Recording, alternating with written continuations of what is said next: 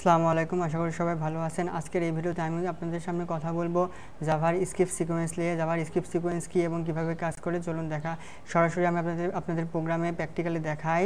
তো আমি চলে আসলাম নেটবিনসে দেখতে পাচ্ছেন যে আমার প্রোগ্রাম এর গত ভিডিও যে পর্যন্ত দেখিয়েছিলাম সেই পর্যন্ত আছে। তো আমরা এখানে এখন প্রিন্ট করব আমাদের ইচ্ছা মতো। আমরা যে কোনো কিছু প্রিন্ট করতে পারি। তো আমি এখানে জাস্ট প্র্যাকটিসের সাহায্যে আমি লিখলাম যে হ্যালো BNGLADS বাংলাদেশ, তারপরে স্পেস দিলাম, তারপরে আবার লিখলাম যে হ্যালো সোহান, তারপরে আবার স্পেস দিয়ে লিখলাম যে হ্যালো VIWERS ভিউয়ার্স। দেন তারপরে যদি আমরা এটা প্রিন্ট করি, এটা সরাসরি প্রিন্ট হয়ে যাবে, এর মধ্যে কোনো পার্থক্য দেখা যাবে না। তো আমাদের স্ক্রিপ্ট সিকোয়েন্স মূলত এই লেখার মধ্যে ব্যবহার করতে হবে, বিভিন্ন সময় প্রয়োজন হবে। তো এখানে দেখতে পাচ্ছেন যে আমাদের আউটপুটটা কিন্তু একদম সেম এক লাইনে চলে আসছে। তো আমরা এখানে দেখতে পাচ্ছি যে আমাদের স্ক্রিপ্ট সিকোয়েন্সে আমাদের প্রিন্টটা কিন্তু এক লাইনে হয়ে গেছে। তো স্ক্রিপ্ট সিকোয়েন্সে দেখতে পাচ্ছেন যে এখানে আপনার ব্যাকস্ল্যাশ এন দেওয়া একটা স্ক্রিপ্ট স্ল্যাশ আছে। তো আমরা একটু এটা ব্যবহার করে দেখি। তো আমি কোডের মধ্যে ব্যাকস্ল্যাশ এন দিলাম। তো এটা আমি দুই জায়গায় দিব, হ্যালো বাংলাদেশ, তারপরে হ্যালো সোহান, তারপরে আমি এটা ব্যাকস্ল্যাশ দিলাম। দেওয়ার পর আমি যেটা করবো, এই যে ফাঁকা জায়গা আছে সেটা আমি উঠাই দিলাম। উঠাই দেওয়ার পর এখন রান করলাম। রান করলে এর আউটপুটটা দেখতে পারবেন যে ব্যাকস্ল্যাশের কাজ হচ্ছে মূলত লাইন ব্রেক করা।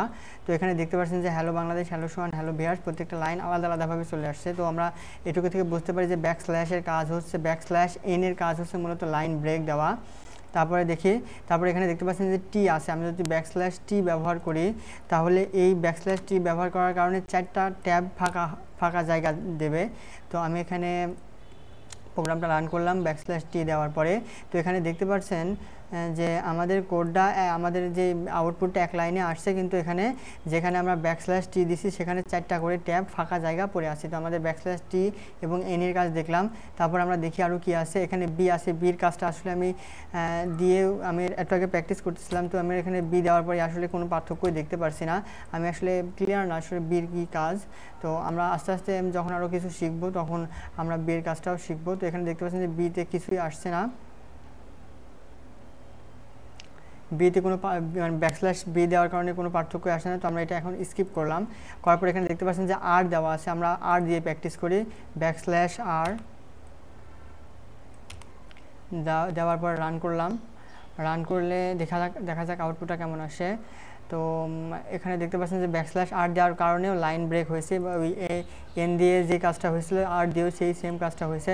তারপরে দেখতে পাচ্ছেন যে এখানে এফ যদি আমরা ব্যবহার করি, এফ ব্যবহার করার কারণে একটা অ্যারো আইকন দেখাবে সুন্দর। তো আমরা দিলাম, রান করলাম কোডটা। রান করার পরে দেখতে পাচ্ছেন যেখানে হচ্ছে ব্যাকস্ল্যাশ এফ দেওয়া ছিল সেখানে যে আইকনটা শো করছে।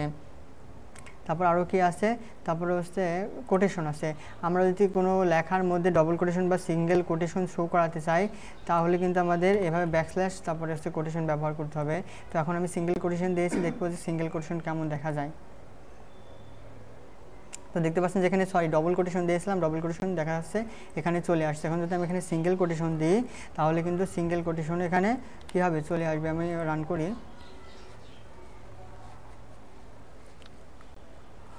তো এখানে দেখতে পাচ্ছেন যে আমাদের সিঙ্গেল কোটেশন চলে আসছে। তারপরে আরও কি আছে দেখি, এখানে ডবল ব্যাকস্ল্যাশ আছে।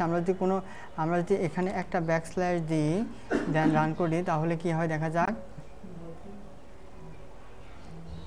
তো আমি একটা ব্যাকস্ল্যাশ দেওয়ার কারণে এখানে বলছে যে আমার কোডটা ভুল করেছি। তো আমি এখানে যদি ডবল ব্যাকস্ল্যাশ দিই, দেখেন ডবল ব্যাকস্ল্যাশ দিলাম, দেন তারপরে এসে রান করলাম।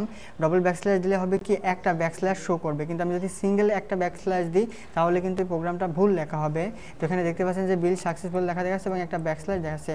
তো স্ক্রিপ্ট সিকোয়েন্সের জাভাতে মূলত এই কাজ। তো আজকের এই ভিডিওটি পর্যন্ত দেখা হবে আবার পরবর্তী ভিডিওতে। Thank you so much for watching this video.